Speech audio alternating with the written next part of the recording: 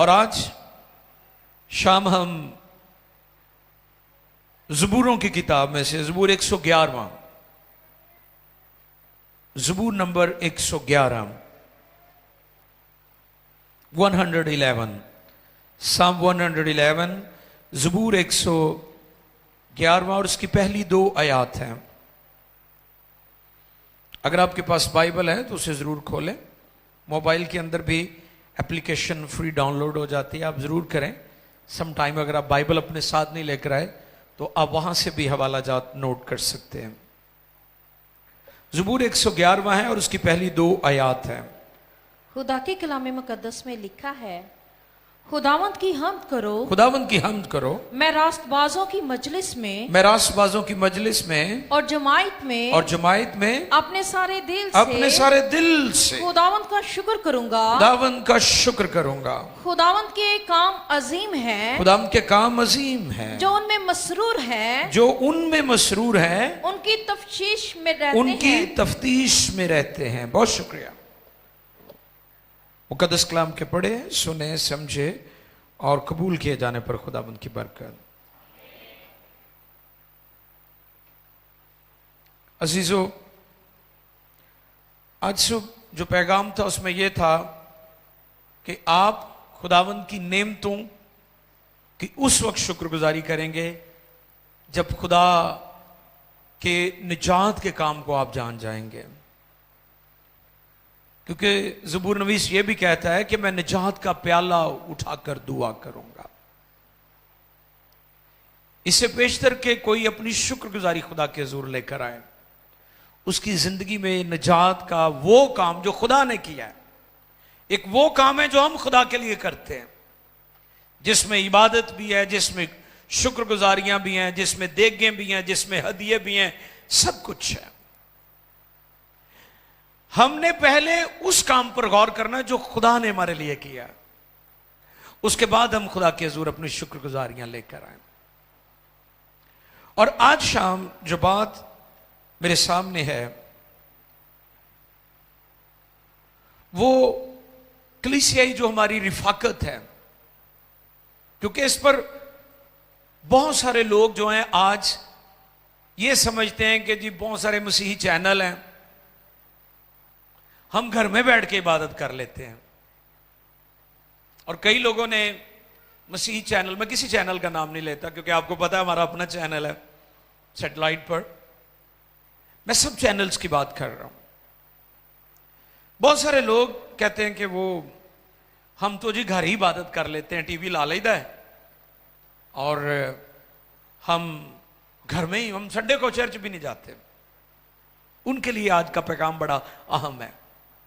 शुरू में दुआ में भी ये बात हम कर रहे थे कि खुदावन ने कहा है जहां भी 2 या 3 मैं उनके दरमियान। तो लोग अपनी आइडियोलॉजी देते हैं ना कि जी उन्हें तो 2 ਤੇ 3 ਦਾ ਕਿਹਾ है, तो जिथे मर्जी इकट्ठे हो के तुसी 2-3 कहो तो चर्च जाने की की लोड़ है। समझ आ रही? लोग ये भी कहते हैं ना।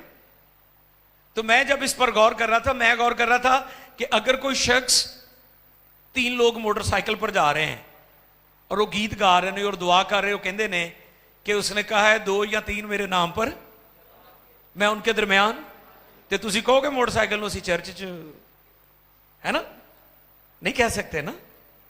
फिर आप गाड़ी में जा रहे हैं, ट्रेन में जा रहे हैं, बस में जा रहे हैं, आप उसे कहेंगे ये चर्च है। इसके लिए आपको खुदा के हुज़ूर जमात में आना होगा। ये इस पैगाम में खास बात है जो सीखने वाली है। और इसके बारे में मैं जब नोट कर रहा तो एक एग्जाम्पल मेरे सामने थी और बड़ी सादी सी थी। और वो एग्जाम्पल क्या थी कि जब हमारे पुराने वक्तों में, अब तो खैर ऑटोमेटिक वॉशिंग मशीनें आ गई हैं, तो हमारे पहले दौर में मुझे याद है जब हम छोटे छोटे होते थे, हमारी मदर भी, मेरी बहनें भी बड़ी जो हैं, जब वो कपड़े धोती थी तो जो पानी मैल वाला होता था बाल्टी में, उसके 2 तरीके थे उसको साफ करने के। यहां तो उसे गिरा दिया जाए, तो यहां टूटी के नीचे वो ऊपर उसको खोल कर जो है ना पानी खोल दिया जाए तो खुला पानी चलता रहे। वो 10 मिनट चलने के बाद उसका जो गंदा पानी होता था वो निकल जाता और उसमें साफ पानी जो नजर आना शुरू हो जाता था। तो मैं गौर कर रहा था कि जब हम खुदा की हजूरी में आते हैं, जमात में आते हैं, हमारी जिंदगी में बहुत सारी ऐसी कोताहियां और कमियां और घाटे होते हैं, और जैसे वर्शिप हो रही होती है, कलाम हो रहा होता है, खुदा हमारी गंदगी धो रहा होता है हमारी जिंदगी में से। ये बात मेरे सामने आ रही थी। इसलिए आज का पैगाम उनके लिए बड़ा अहम है जो चर्च जाना पसंद नहीं करते। दाऊद कहता है मैं खुश होया जो मैनू, ये वो लोग ने जिन्हों की जिंदगी च निजात का काम होया है, वो खुशी ना जानते हैं।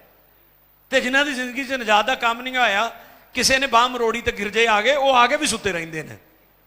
तुम वेखो उन्होंने हुजा मारने पैंदियां, भाजी वो होश करो, वो कलाम होंगे है, भाई साहब गल कर रहे हैं, वो सुता होंगे क्योंकि वो तो तंग हो के आया होंगे, वो कड़ा खुशी ना आया। तो जे कोई खुशी ना आएगा, वो नारे भी मारेगा, रिस्पांस भी करेगा, स्माइल भी देगा, तालियां भी बजाएगा, और ध्यान से वर्शिप भी करेगा और कलाम भी सुनेगा। इस जगह पर ज़बूर नवीस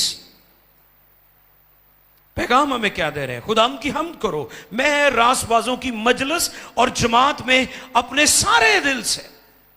यह जमात की बात हो रही है, यह गैदरिंग की बात हो रही है, यह फेलोशिप की बात हो रही है। लोग इस चीज को अंडरस्टैंड नहीं कर रहे। मैंने लोगों को डिसिप्लिन अगर देखा है तो उन लोगों को देखा है जो चर्च जाते हैं, वरना डिंगे ही ने बहुते। पैसा भी है, तालीम भी है, लेकिन इतनी टेढ़ी तबीयत है कि बयान ही नहीं की जा सकती।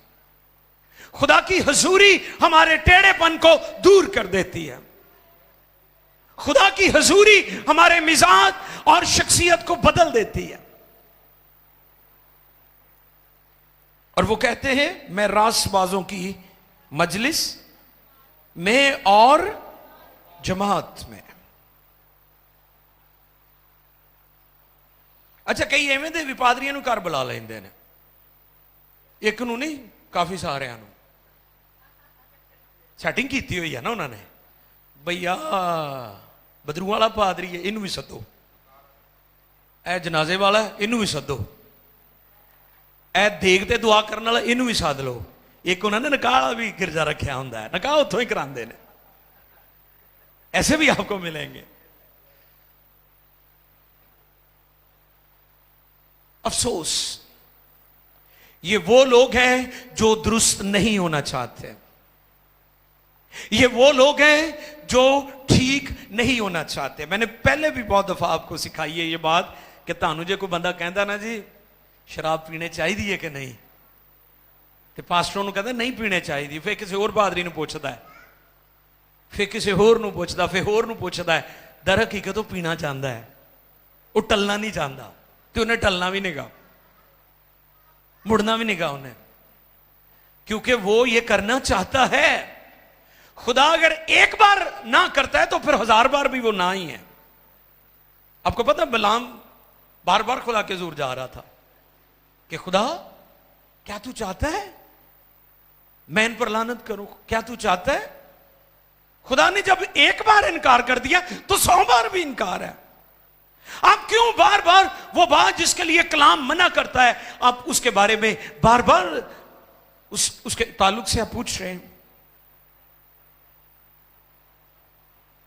चर्च जाना very very important. TV channels के लिए हम खुदा का शुक्र करते हैं।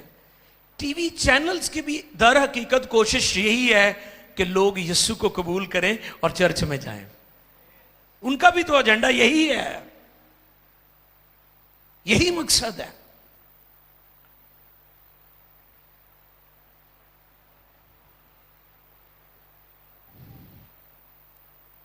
दाऊद, आपको पता क्यों खुदा को इतना पसंद था? वो कहता है कि मैं खुदा के घर में दरबान होना है, ये नहीं चौकीदार बनना। वो कहता मैनू खुदा के घर का चौकीदार भी मिल जाए तो मेरे लिए ही बड़ी गल है। ओदी हजूरी च जाना, ओदे टाइटल या इज्जत नहीं, बल्कि मैं उसकी नौकरी, उसकी खिदमत, उसके घर का दरबार होना मुझे बहुत अच्छा लगेगा। आज लोगों को इस बात को समझने की जरूरत है।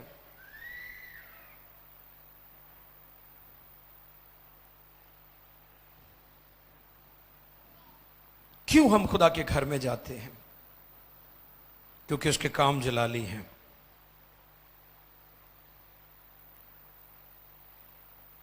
और जब हमने दूसरी आयत पढ़ी तो लिखा है खुदा उनके काम अजीम है और जो उनमें मसरूर है उनकी तफ्तीश में रहते हैं। एक गल दी समझ नहीं आई, फिर पूछ लिया। आयतों को बार बार पढ़ते हैं कि खुदा दे विच केड़ा भेत है, केड़ी भेत दी गल है। ये नहीं एवं दौड़ते दौड़ते पढ़ लिया। कई दौड़ते दौड़ते बाइबल जिथों खोली ऐ गल है, चलो पढ़ी निकलो जी। ऐसे नहीं, तफ्तीश करना। तफ्तीश का मतलब समझते हैं? ये अदालती जुबान में इसकी बहुत ज्यादा है जी, इस मुकदमे की तफ्तीश हो गई है।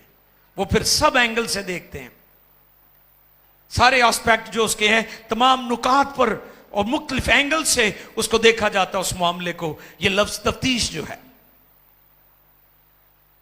लोग संजीदा ही नहीं है पाक कलाम के लिए, बाइबल के लिए, मुकद्दस कलाम की सच्चाइयों के लिए लोग संजीदा ही नहीं है। लोग इसको लाइट लेते हैं। मैंने पहले भी ये बात बारहा सिखाई है कि रूहानी जिंदगी को लाइट मत लिया करें। इसके लिए संजीदगी की जरूरत है। लोग संजीदा होते ही नहीं है, संजीदा होते नहीं है। चर्च में आते हैं तब संजीदा नहीं है, चर्च से निकलते हैं फिर भी संजीदा नहीं है, इबादत में बैठे हैं फिर भी संजीदा नहीं है। ना आप होंगे ना न्याणियां नूं संजीदा होने देंगे, बच्चों को भी नहीं टीच किया हुआ उन्होंने। सो मैं आपके सामने आज शाम ये अर्ज करना चाहता हूं कि आप उसके अजीम और बड़े कामों पर गौर किया करें, तफ्तीश किया करें, तफ्तीश में लगे रहा करें। तफ्तीश का मतलब गौर व गौस करना, घंटों घंटे दुआ में, बाइबल मुकद्दस का मुताला करने में लगे रहना।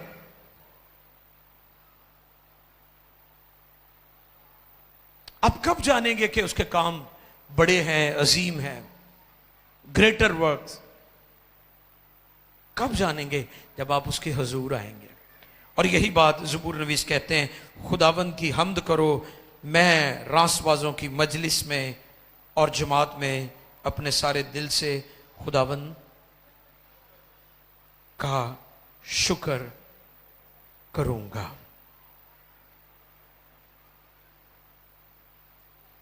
जिन लोगों को समझ नहीं आती, इसलिए नहीं आती, वो खुदा की हुजूरी में नहीं आते। जैसे इन दिनों एक बात जो मैं बार बार आपकी और बहुत सारे लोगों की खिदमत में पेश कर रहा हूं कि चर्च को नेक्स्ट लेवल पर जाने की जरूरत है। चर्च सिर्फ जो जिस्मानी आलम है वहां तक है, रूहानी आलम की तरफ आ ही नहीं रहा। वो एक वो दुनिया है जो आपको नजर आ रही है इन आंखों से, एक वो दुनिया है जो अनसीन वर्ल्ड है, इसको आप देख नहीं रहे, वो रूहानी आलम है। और वो दिल की आंखों से देखा जाता है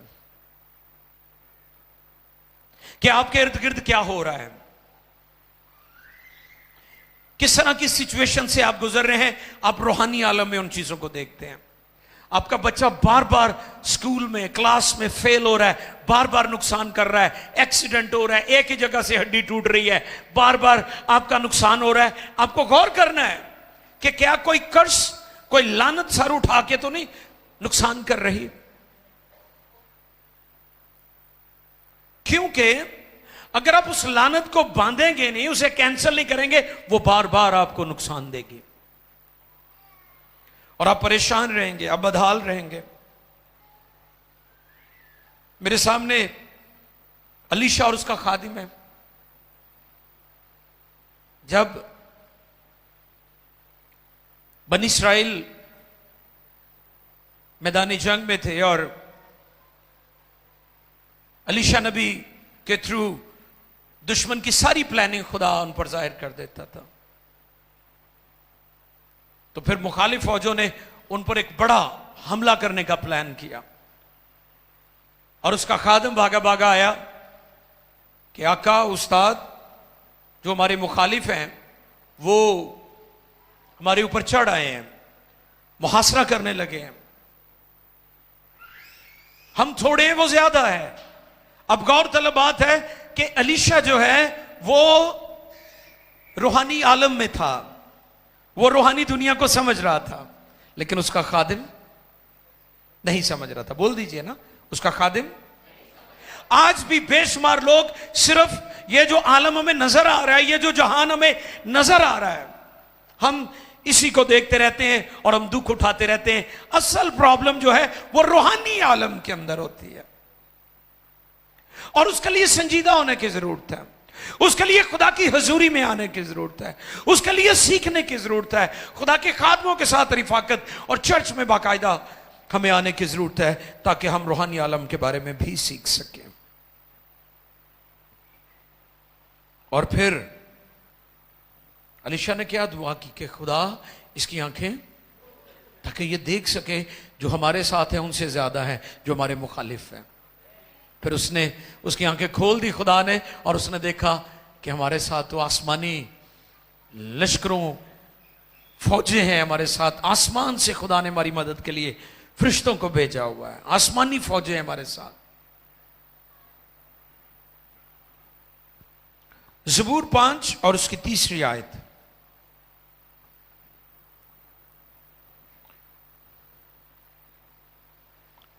ज़बूर 5वां ज़बूर और उसकी 3री आयत जी।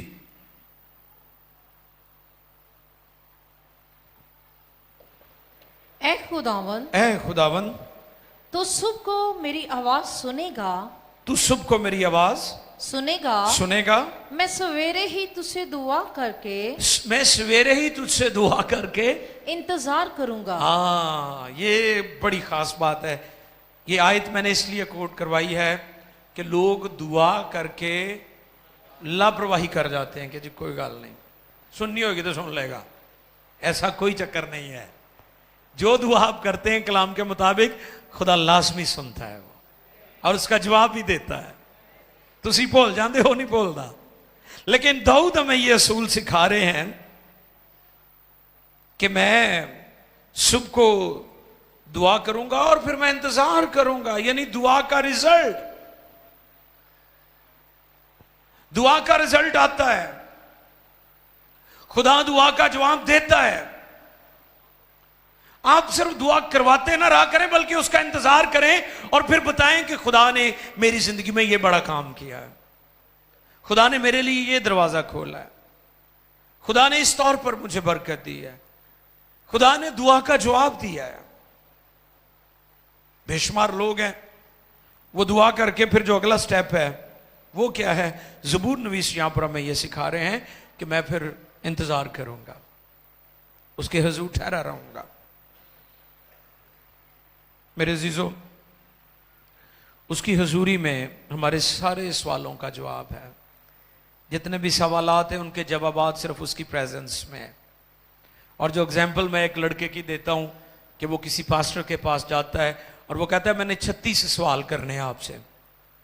पास्टर उसे लेकर दुआ में ठहरता है और 2 घंटे दुआ में ठहरने के बाद बड़ी अनॉइंटिंग, बड़ी हजूरी, बड़ा मसा, बड़ी कुदरत ठहरती है। और फिर दुआ के बाद पास्टर उस लड़के से पूछते हैं बेटा क्या तेरे सवाल हैं जो 36 सवाल थे। कहता सवालों का तो जवाब दुआ च ही मिल गया सी। हालेलुया। आपके सारे सवालों का जवाब उसकी हजूरी में है, इसलिए उसके हजूर आना छोड़े ना, रेगुलर आए, चर्च, हैकल, उसकी मिलकर इबादत करना। दाऊद की तरह आप भी खुशी से आया करें, रोंदे धोंदे ना आया करो, तैयार होके आया करो, तैयारी से आया करें। तैयारी से मुराद दिल की तैयारी भी है। एक तो ज़ाहरी तैयारी होती वो भी अच्छी है, दिल की तैयारी भी होनी चाहिए।